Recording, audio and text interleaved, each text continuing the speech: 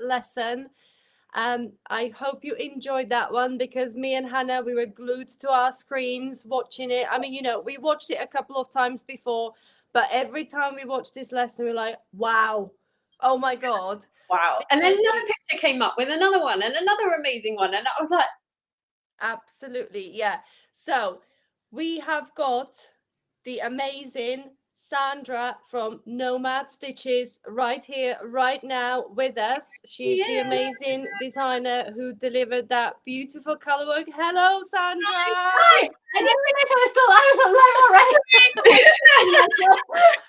Sorry. Hi, That's everyone. okay. No worries. Hello. Welcome to the live Q&A. I'm sure people are starting to jump over to us from YouTube. So if you made your journey back, say hello to us in a comment. Post your questions, whatever you want to know. Gabrielle is here. It was amazing. Loved the video. Fantastic. So did we. There we go. Hi, Everyone's everyone. saying hello. We're so happy to have you with us. Hopefully there'll be some questions from people if you wanted to ask anything.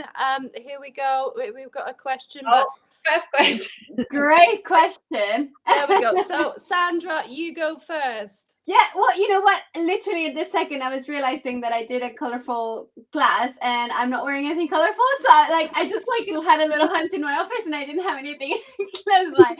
So anyway, I'm wearing my Candelaria cardigan. This is the first one that was born of this series. And yeah, really fun to wear, really fun to make too. It looks beautiful, yeah. So I'm wearing my Adelaide lace sweater. This is the one I mentioned in our previous Q&A. Lovely. So this is the pineapple lace yoke. It's worked top down. So yeah, that's what I'm wearing. And Hannah's really colorful for us. I don't have anything colorful. I don't really do much color. But this is my Skittles poncho. It's 2 rectangles. It's so nice. Easy. So easy, and I didn't even bother weaving in the ends. I just made tassels out of them. Yep. Win-win. Absolutely. So we've got lots of people popping in to say hello, but before we get into the comments, let's just remind ourselves of the beautiful We Crochet giveaway. Hannah, I think the code is by you. So if you scan that QR code, it will bring up a Google form that you need to fill out with your email address, and you will be entered into a giveaway where you can win a $40 gift card to go and spend on a crochet.com website. Grab yourself all the colorful yarn you need to make one of Sandra's beautiful colorwork sweaters, which we're gonna dive into in just a moment. And we have also got a 15% off code if you wanted to go and do some shopping over on the crochet.com website. Grab yourself some yarn and get garment making. And these comments are just coming flooding in, so let's get through them. Let's not miss anyone. Where did I get to? Oh, this is an awesome one, saying I'm working on one of Sandra's patterns while I watch. That is really cool. What are you making? Tell us which one you're making. Yeah, you have to tell us what you're making at the moment. And what about Gabrielle is saying, you rock it with the summit. Awesome. I'm so glad. And I'm so glad people are enjoying it. Definitely. Yeah. Hi, Sandra. I love colour. Oh, hey there. I loved it. Looking forward to looking at what we have available for us to learn. Yeah, there's someone saying about the spelling of the Candelaria. Yeah. Can I type it somewhere? There's a chat down the side. Can you chat it in? Put it in the chat, and then everyone will be able to see it. You'll be able to add to the chat. Sorry, guys. That's okay. Don't worry. Oh, you got the private chat at the bottom. Yeah. Can I just put it here? Yeah, and maybe Hannah can pop it onto the screen when it comes through. Yeah, it's all on Ravelry, and you'll find it on my Instagram as well. There we go. Oh, someone's making my Fiorentina hooded scarf. That's one of my oldest patterns. Oh. And it's so special because I designed it when I was living in Italy, and I did a little bit of a tour through Italy. And this one, I took pictures of it when I was in Florence, and it was just one of those, memories. Oh, fantastic. I think they're using yarn stash. It's color work as well, is it? Well, it's I think it's stripy. I think I swapped every row, if I remember correctly. Oh God, that was like 6 years ago. So, but yeah, I think so. Okay, we have a question. We have a question from Stacey Ann. What's the best method to transition colours when changing at the end of rows? Cut and weave in ends, or carry them over to the next row and then cut and weave in ends? Good. That is a very good question. I think it all depends on what kind of striping you're working with. Like if I'm working, this sounds very nerdy, but if you're working flat, it all depends on if you're doing odd rows or even rows, for example. So if you're working even rows, you're able to go and come back and then catch it up again. But if you're working odd rows and you work one row and then you come back, you're not going to be able to catch it on the other side. So you have to cut the end, and that, that's just what you have to do. If you work in the round, I always carry it on the inside. Like I do my best to weave in as least possible. You don't want to carry too many. Like if you're doing like a project with a bunch of colors, like you don't want to carry like a huge thread like in the inside. But I mean, you could take 4 or 5 maybe if you're taking like thin threads, and yeah, do your best to avoid. And then if you carry yarns on a flat piece, you can always do an edging to hide those threads that you're carrying along, or tack them in by kind of twisting them with your working yarn. So like if you do, let's say 4 rows with the main color, and then you want to put a contrasting color every, 4 rows, main color, 2 of contrasting color, let's say, right? So on those 4, you don't want it to just kind of hang loose. So what I do is I would tack it by twisting it with my main color and then continue. And that way it kind of carries up, but without hanging loose on the side. And that's a very, very neat trick that I learned on my book when I was making my book, because I did a lot of color work. And it helps a lot. Yeah. The more stuff you do with something, you find like these little hacks and tricks to save you time, and say just out of, because you're like, I just don't want to do that end again. I really don't want to do that again, do you? And you find a way to make it work. That's exactly what I was going to say. Like sometimes out of my own laziness, you kind of invent techniques and stuff because I don't want to do this. Yeah. So I'm going to avoid it at all costs, and I'm going to just, fiddle it somehow to come up with something so I can avoid it. And I feel like a lot of people that are following patterns, they're like, oh, there's a certain way, a right way of doing things, which is true. Like there are a lot of right ways of doing things, but there's also a lot of fudging that goes into crafting. It's like, what works for you? What makes it good for you? Like, even if it's a mistake, it's like, well, it's 1 stitch, just add it, or take it away. Yeah. Like it won't make much of a difference. And like, it's just all about making it work and making it look good to your standards, right? Obviously, but I think it's fine. And do you know what I always say when somebody talks about mistakes? I don't call them mistakes. I call them unique maker's mark. Exactly. Because you're the only one who knows about it. So it's your unique mark to say, right, that's my work because I know where the mistake is. Yeah, 100%. I literally have an end that I haven't weaved in this one. And I'm pretty sure this garment, it's like 4 years old or something like that. And I just refuse to weave it now because you know what? It makes it more special.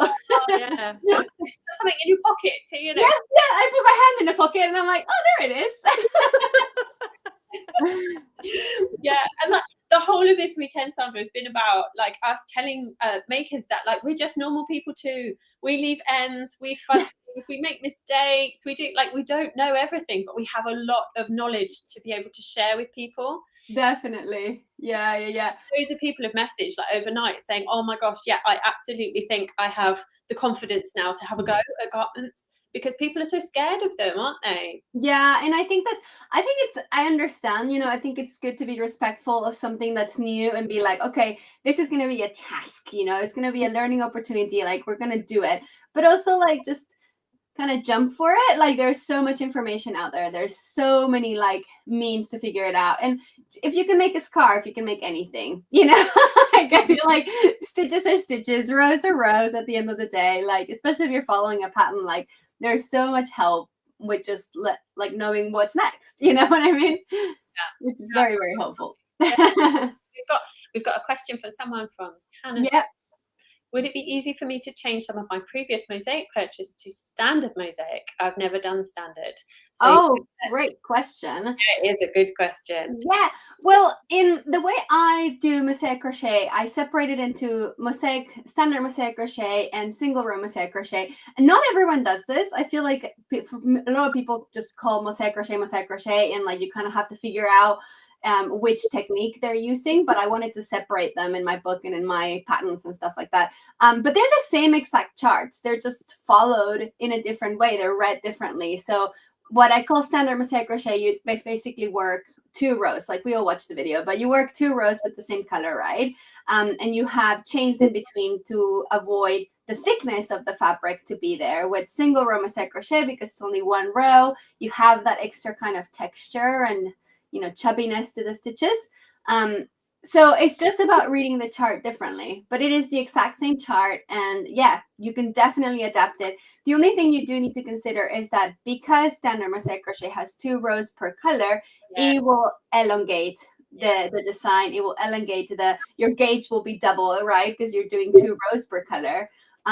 Except with the single row, you're working on the back loop, so it's a little bit longer, I guess, but not exactly like double. But you know, you do have to take care of gauge. Make sure that if you're making a garment, like, you know, don't don't just pick and choose. But if you're making a scarf or anything like that, like, I was just going to say that. Yeah, if you're making a blanket or something, it's just easier to fudge it. Again, fudging it. Yeah. You could just change your hook size maybe and know that your drape's not going to be quite the same, and then end up with a similar size blanket. So yeah, exactly, it's doable, isn't it? Yeah. Talking about mosaic crochet, can I give you guys a massive sneak peek that I haven't even talked to anyone about? And I'm so excited because this has been in the works for so long, and I finally have the right yarn for it. But I'm actually working on a mosaic cardi. Oh wow! So the mosaic jumper is one of my most popular patterns like ever.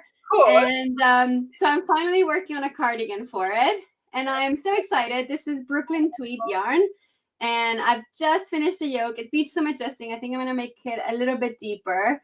But I'm loving it. And this is standard mosaic crochet, so it can be worked flat, and I don't have to like cut my yarn or anything.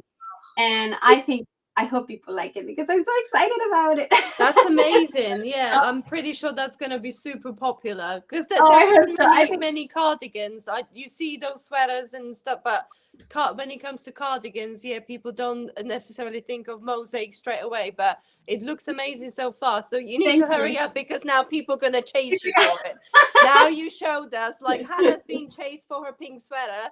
You're gonna be chased for that cardigan. People go, when is it coming out? Tell us. Chase me, please, because I literally have another sample that I finished the whole body of and I didn't like it, so I just stopped.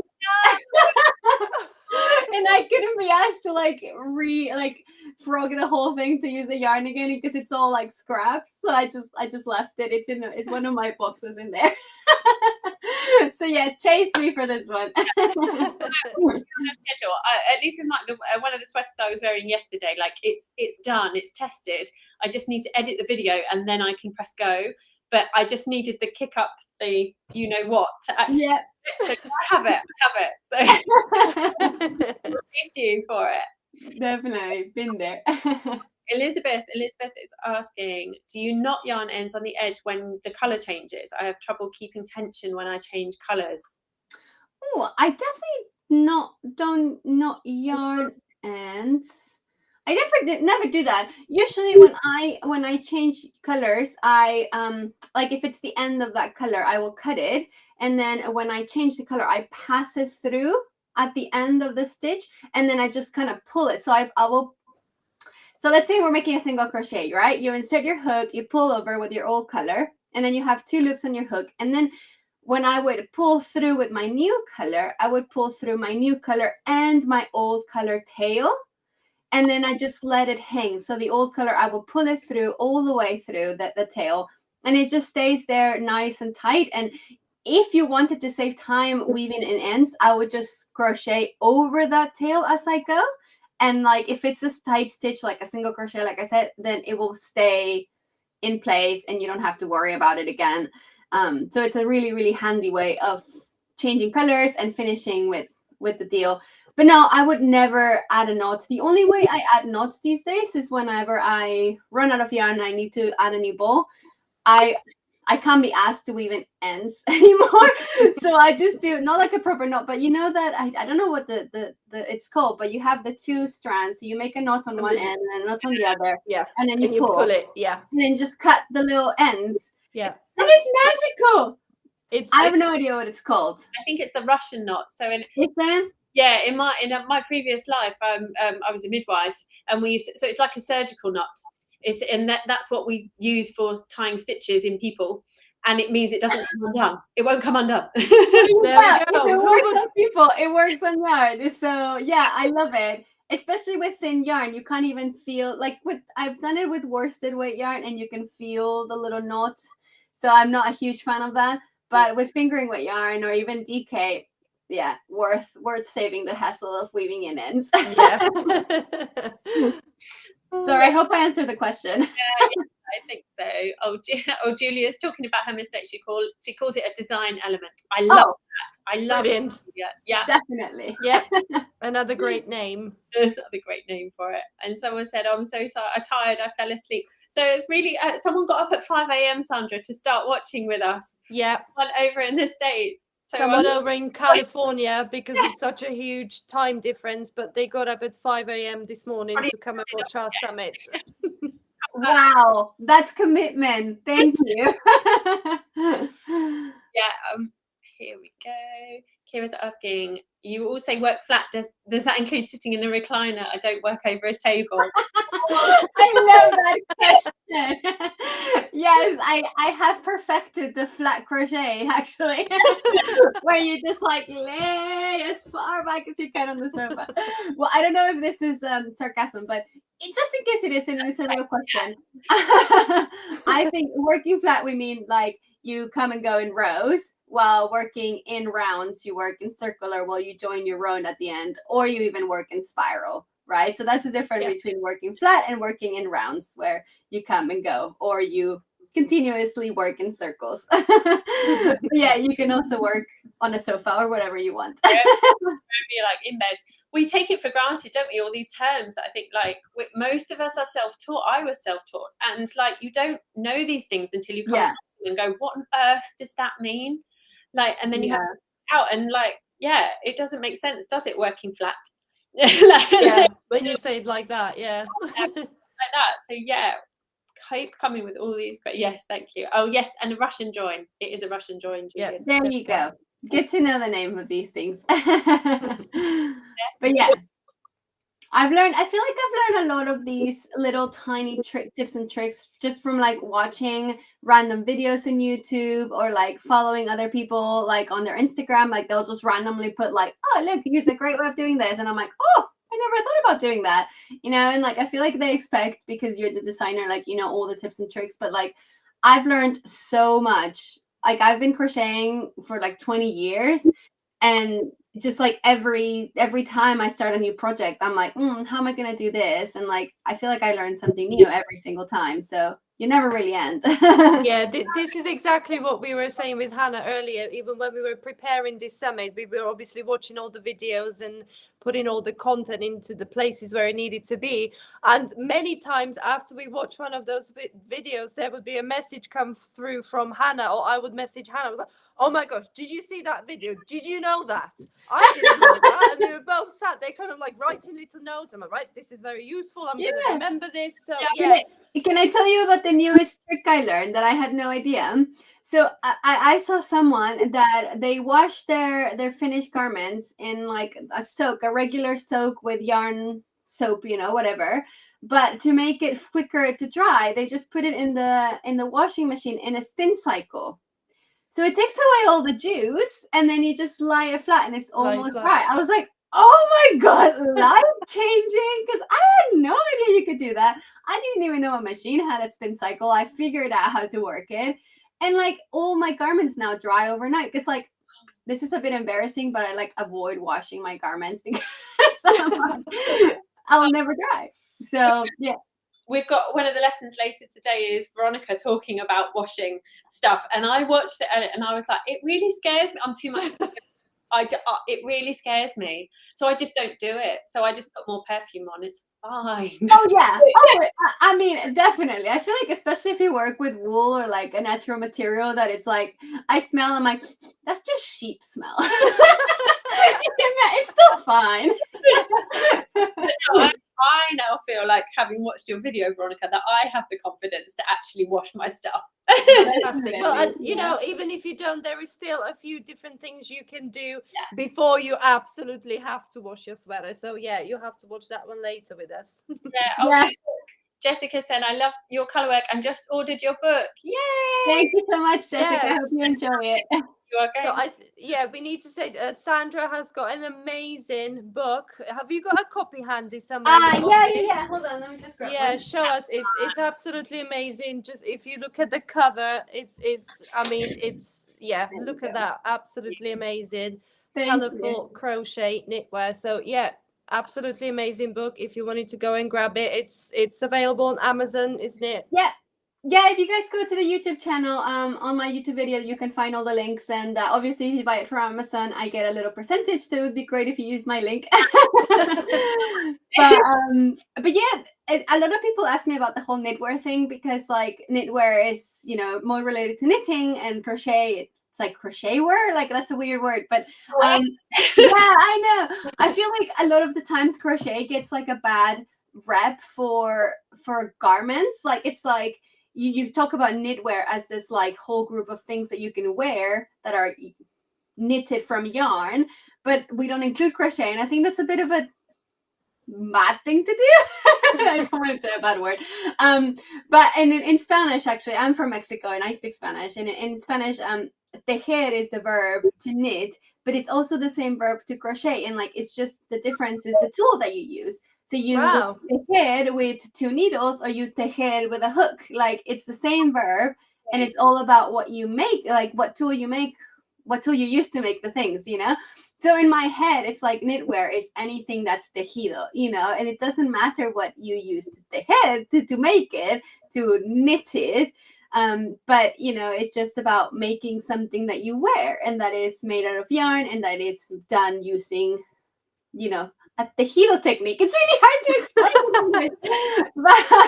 but I wanted to kind of represent that whole, like, it's actually garments that are crocheted, you know. It's like something that you can actually wear, not just like a piece of cardboard, or, you know, like kind of like the same image that we have of crochet garments, you know, that is just not shapely and not like professional looking or whatever. So I wanted to kind of represent that in the crochet world. So hopefully that comes across, because I've heard some fun comments. The theme that's been running through this whole weekend is that we feel like, you know, crochet garments are really coming to the front now, and they're really not that you need to compete with knitting garments, but we're kind of showing that they can. I mean, this isn't terribly refined because it's just 2 rectangles, but that doesn't like, you can have the best of everything with crochet.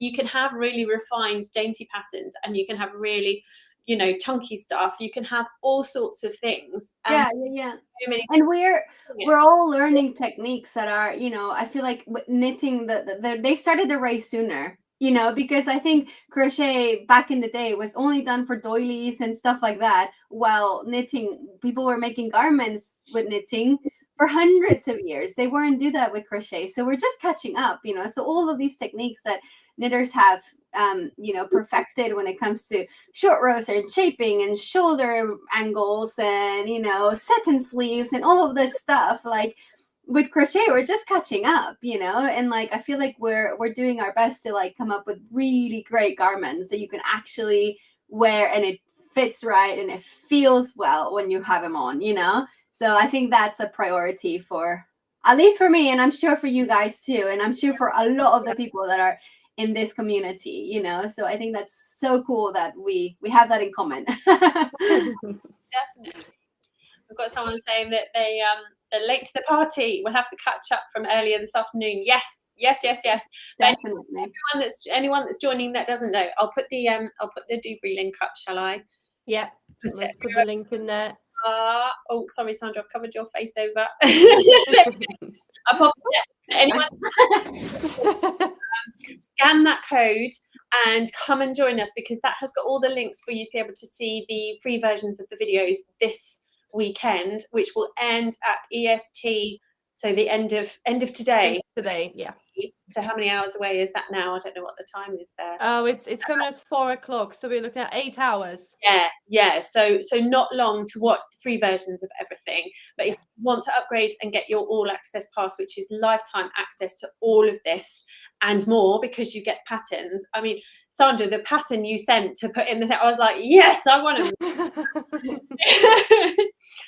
That's a good one. I think it was the top you were wearing in the video as well, wasn't it? Yeah, I don't think that was on purpose, but it actually is the one I was wearing in the video. Yeah. It's beautiful. Yeah, if you want to upgrade and get your all access pass, you can do that as well, and then you'll make sure that you don't miss anything at all. Yeah, definitely. Yes. Sorry, someone is asking there about getting a PDF version of the book, and I don't know if a lot of people know this, but you actually can get the ebook version on Amazon as well. And I don't know about prices, but you can get it there. So yeah. Awesome. Oh, someone's saying they're so inspired to give your patterns a go. Yes, this is what fantastic. That's what we're Thank you so much, Jessica. Oh, and this is an interesting comment saying, surprised and happy to learn that crochet cannot be done by a machine. It's truly handmade. Yeah, and this is why it's so interesting to see lots of it on the high street now at ridiculous prices. And I know. We all know the time and the effort and that goes into making it. So yeah, it's a big thing. Yeah, it can't be a fashion statement. It has to be, kind of like a life thing, like it's a person's livelihood, like hands that made things. Yeah, for sure. What's Kira saying here? By the way, I'm extremely intrigued by both traditional textures and patterns. One would link with Mexican Spanish culture. Yeah, it'd be cool to visit around the world with traditional. Definitely.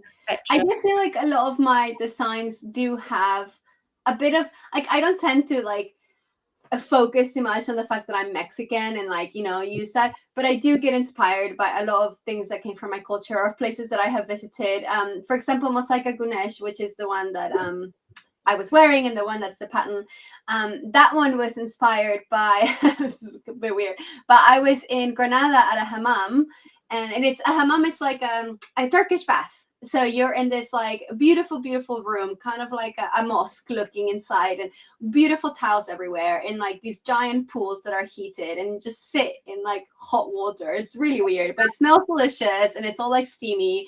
So you get a bit lightheaded and funny. And I remember sitting there and just loving life and looking at this tile and being like, oh my God, I need this in my life. You know what I mean? How can I crochet that? Yeah. And I just had this image that I was like, I need to make this. And literally as soon as I got home, I emailed Chandy from Expression Fiber Arts, because her and I have worked together quite a bit. And I was like, I want to make this and I want to do it with you. Can you make me yarn to match these colors, basically? And she's like, yeah, and we work together to create this image. And it's I'm not trying to appropriate, but I am trying to get inspiration from all these cultures that are around us and experiences that I've had. And and as a Mexican, as a traveler, and I think a lot of the times those imageries, those traditional textures and patterns Sierra is talking about, do come into my designs because they are part of my life. You know what I mean? And I think everyone should do that. Everyone should experience life and then bring that into their art and whatever it is that they make, and kind of share it with the world. Yeah, you can kind of document your whole traveling journey with your designs, can't you? You think, yeah, right, at that point when that design came out, I was there. This is where I got the inspiration from. That is the best travel diary I have ever seen. So I've started calling lots of my patterns from where I was when I was making them, or mainly because I'm really terrible at thinking up names. To call it. So I'll either call it about where we so my Spofford sweater from last year was where we took the photos of me wearing it. So it brings me and it takes me there, and it's such a lovely thing, isn't it, to carry that creativity and have it and share it with everyone else. Yeah. No, Yeah, 100%. I have called one of my cardigans Annie's cottage cardigan, because when we went to Cornwall last year, we stayed at Annie's cottage. I'm like, right, that's good for me. That's a good one. Yeah, no, definitely. All of my pants that are named after Italian places is because I was doing that little trip, across Italy as well. Yeah. Brilliant. And that we're almost out of time. We keep doing this. I know. Oh, goodness. Ashley saying, I've been scared to try colourwork, but I'm determined to make it by the end of the year. Yes, adding the book to the list. Yes. Definitely. I would say if you want a beginner pattern to start with, definitely do one of my single row mosaic crochets, either my mosaic jumper, the mosaic gounache that you get for free when you sign up. Any of those that are just so basic and so simple. Even my mosaic, my mosaic jumper, the one that's like all over mosaic crochet. I literally just read a review today. They were like, this is the easiest color work ever. And like people are terrified of it because there's so much color work, but it looks so easy. But it does look so tricky, doesn't it? Yeah. I think because you designed it for Inside Crochet, I think, didn't you? Many. I did. Yeah. And I remember seeing it on the cover and being like, what? And I'd never tried mosaic crochet at that point. So in my mind, I was like, that has to be the most complicated thing ever. Like, and I completely understand why people feel that way. Yeah. I know. Cool, it was so easy. Yeah. And it was so easy to design. It came out together so well. But like, you know how sometimes you just frog over and over again, and you're just like, why isn't this working out? Like that one was just like, bloop, oh. And it's made. Yeah. Was it that easy? Yeah. It was a good one. Bless you. Right, I'm going to put the code up for everyone to pop across because it's just about to start. Yep. Veronica's film about, where am I? I'm trying to talk and click at the same time. Veronica's video about caring for your creations. So how to wash them. Come and watch the video and tell me if you go icky and feel funny at the same time as me. It really freaked me out. Right, it's been fantastic chatting to you, Sandra. We're absolutely amazed that you have joined us for this live Q&A. I mean, judging from the comments, people are absolutely loving you and your beautiful designs. So if you want to try color work, go and grab Sandra's amazing book. And we will see you in about half an hour again for another live Q&A after the next lesson is finished. Lovely. Yeah, wow, you guys you're gonna be so exhausted at the end of this, but thank you so much for having me. Thank you. Thank you, Sandra.